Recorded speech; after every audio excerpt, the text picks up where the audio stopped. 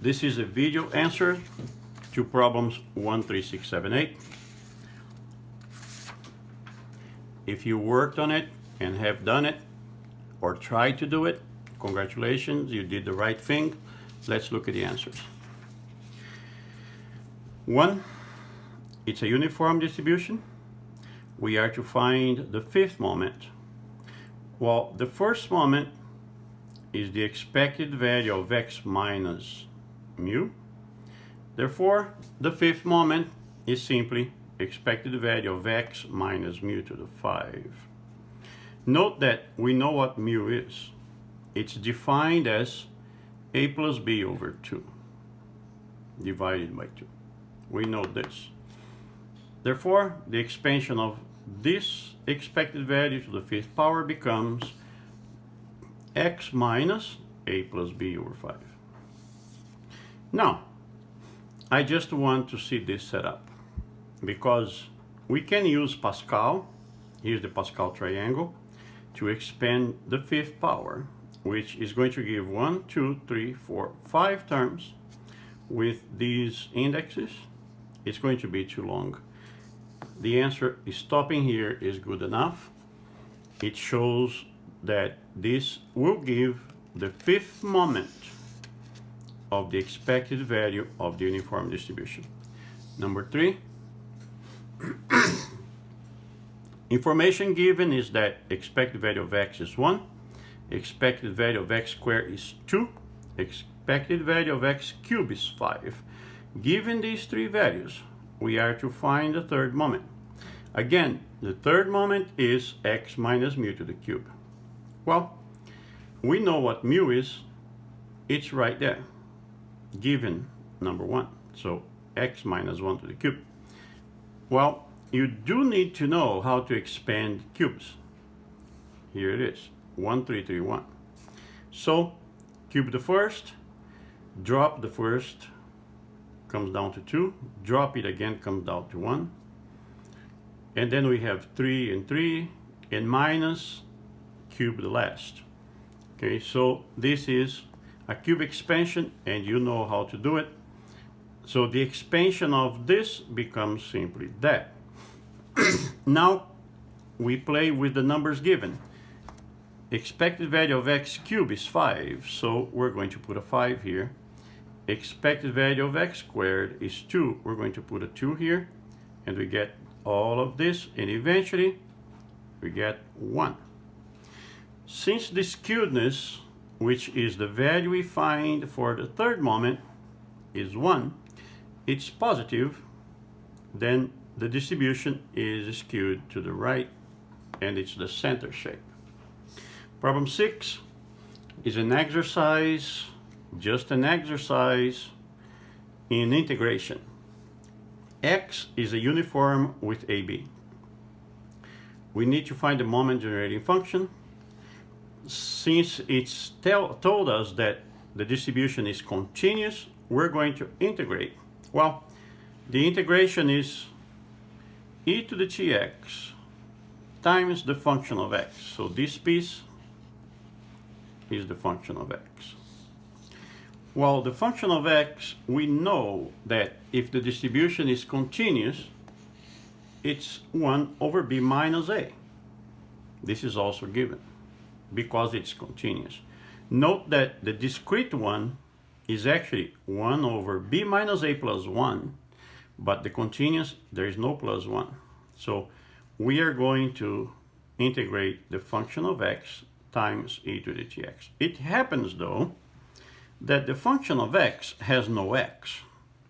So we can entirely move it outside the integration. Therefore, it comes outside the integration. Here it is. What's left? Just e to the tx. Because we're integrating over dx, then tx is u. We're integrating over dx, so the t is a constant. It stays. We take the reciprocal, it becomes 1 over t du is dx.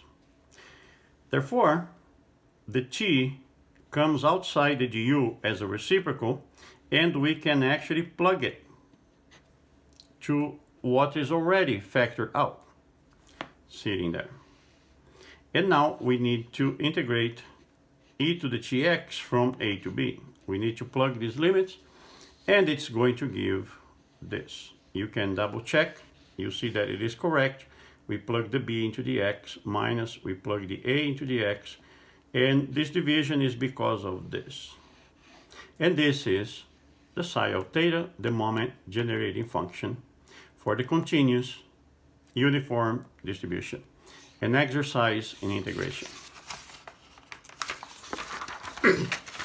Number 7 is the most interesting one. I hope you got it right. If you didn't, you must review it because this is coming at you later. Psi of theta is this function. We're going to take the first derivative of this, very simple. The first derivative of this piece is simply itself. The first derivative of the second piece is itself, but it gets a minus because of the minus in the power. So the first is simply that with a minus. We're going to set the t to 0. Once we put a 0 on these t's, we simply get 3 minus 1 times a quarter. Okay, therefore it's actually 2 times a quarter, which is actually half. Now we know that this is actually the mean. We're now going to take the second derivative, which is the derivative of the first, that. We're taking the derivative of that, which is simply, keep this, the minus is going to become a plus because the power of this is negative, and it gives a negative du, which becomes positive. So we are now down to a plus here. Setting the t's to 0, we get the inside parenthesis being 3 plus 1, which gives 4, but we have that 1/4. So when we multiply 1/4 to 4, we get a number 1. Okay? Now we need to take this number 1 minus half squared. That's how we find the variance. 1 minus half squared gives 3/4, and this is indeed the variance. Since the variance is 3/4, this standard deviation is the square root of 3/4. Number 8, also very important, and this is the type of thing you have to deal with later. Psi of theta, which is the moment generating function, is this function. Okay, there is e to the power, and the power is a sum. The first derivative, well, we'll set that piece to u. And the derivative of e to the u is e to the u du. So I'll make it a little more clear here. If I say that u equals t squared plus 3t, we can now see that the du is simply 2t plus 3.